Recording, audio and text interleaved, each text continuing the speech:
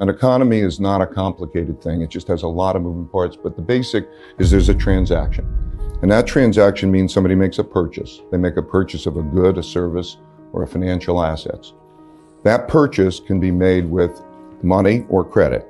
If money, when you make a purchase with money, you end the transaction. You don't owe anything. When you make it with credit, then there's a liability. You have to come up with the money because a credit, a debt, is an obligation to deliver money. So there's a basic transaction. There's spending, in other words, the total amount of money and credit spent on a good or service. And then there's the item that you're buying, a stock, a bond, a car, a bushel of wheat. There's that transaction. Demand is best measured in terms of spending. You know, I think in traditional economics, it's a mistake to measure it in terms of the quantity of goods.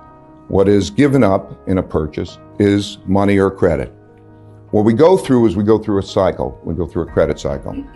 Credit can be created. It's not created through the velocity as is commonly believed. It can be created out of thin air.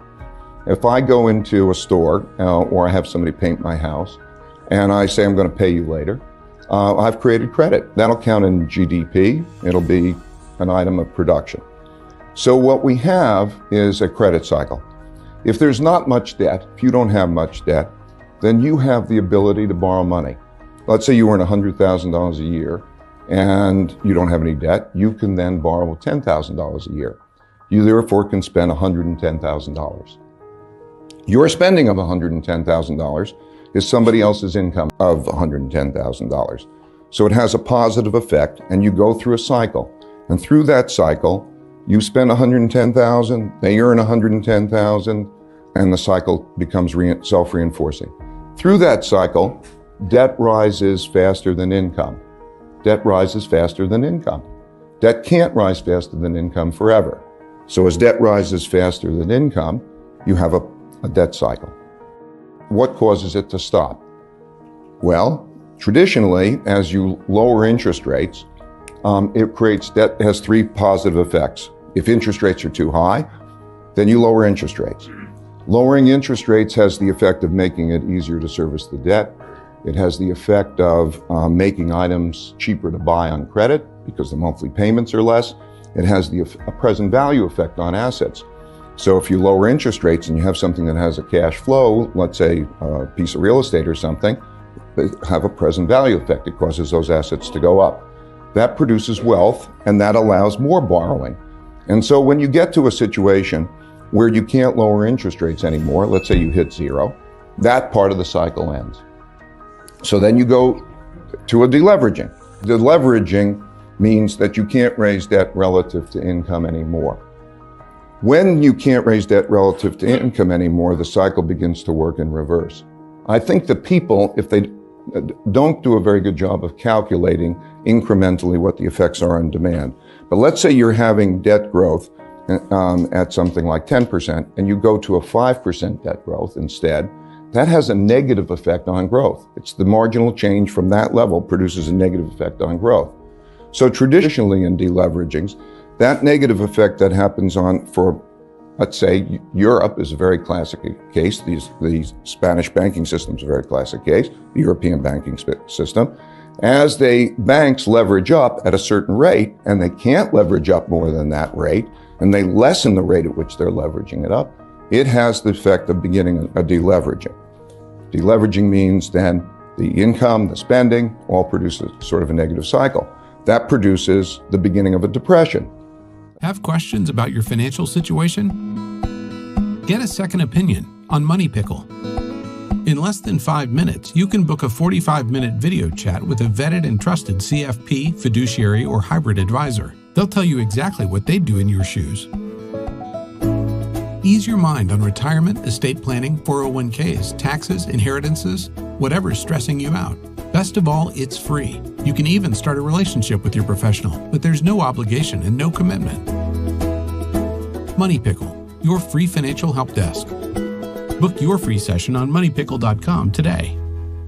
Depression is the phase of a deleveraging in which there's a combination of austerity and debt restructuring. Because it's a basic thing. If you have too much debt to service, you've got to do something about it.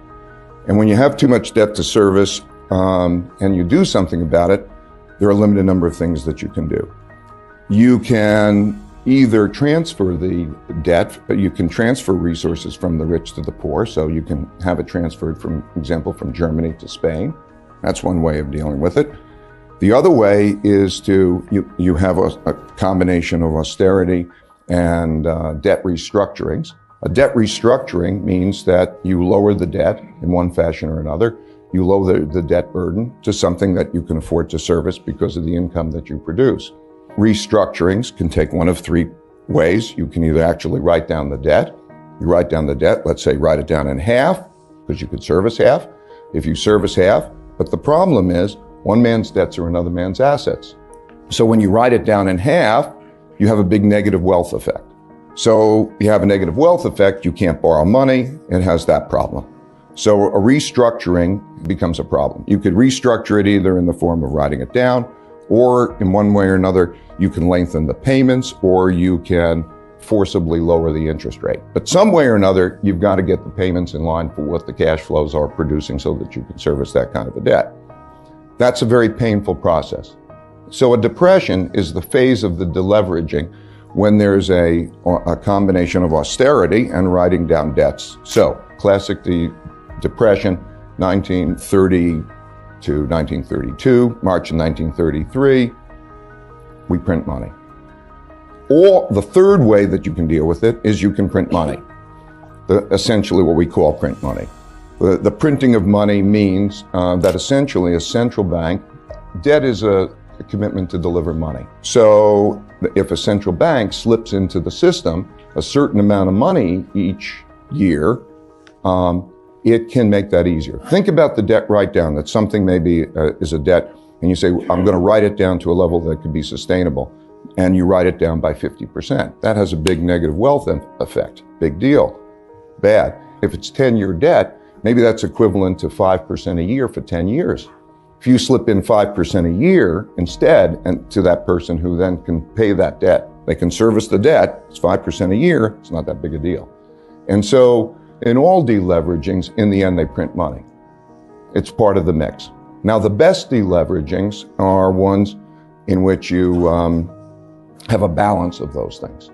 Ultimately, you have to bring down the debt to income ratio. So the ways that ultimately you'll have a balance of those three things. Those three things, again, you're going to have a certain amount of transfer of wealth. You're going to have a certain amount, let's call them four things, a certain amount of austerity, a certain amount of debt write-downs, and a certain amount of printing of money. The debt write-downs and the austerity are deflationary. The printing of money is inflationary. If you can get the balance right of those things, then you have what I call a beautiful deleveraging. A deleveraging. When you look at the deleveraging, the debt to income ratios, if you look at the debt to income ratios and say, how have they come down over time? England after World War II, or the United States in the Great Depression. In all of these cases where the debt to income ratios came down, they came down. How did they come down? They came down with relatively good conditions by trying to get by that mix. There's the number one reason is that there's enough of a printing of money that the nominal growth rate in GDP has to exceed the nominal interest rate. Because, think about it, you have a certain amount of debt and there's a certain debt service cost. And if that interest rate on the debt is higher than the nominal GDP rate, then that means that it's going to compound unless you keep cutting, and that produces a negative consequence. So the most important thing is in these deleveragings, as the United States is now doing, is that you have enough of a printing of money to produce a nominal growth rate that's above the nominal interest rate over a period of time. I'm oversimplifying, but that's the most important single thing. So now, when we then take 2007, and that's I'm just describing a little bit the template. These templates have happened repeatedly. You know, the IMF restructurings, you can go back and study them all. They're all deleveragings and they're all classic cases and they're all pretty simple. So 2007 and also in the European case, what we had was rates of debt growth that were unsustainable rates of debt growth. The mistake of monetary policy, I think the most common mistake of monetary policy is that it's targeting inflation and growth. And while inflation and growth are important, what it does is it produces debt. And what it has to pay attention to is debt growth relative to income growth relative to sustainability. And so what happens is lots of times you have a lot of debt growth that goes into the purchase of financial assets. And that's a classic bubble. That's a riskier situation than inflation. So you take 2007 or such periods, and you see that there's a lot of debt growth, which is accumulating for the purchase of financial assets. And then you look at the financial assets and you say, they will not be able to service that debt. And so that produces a bubble. That's what produced the 1929 bubble. That's what produced in Japan the 1989 bubble, 1990 bubble. That's what produced the 2007 bubble. Book your free session on moneypickle.com today.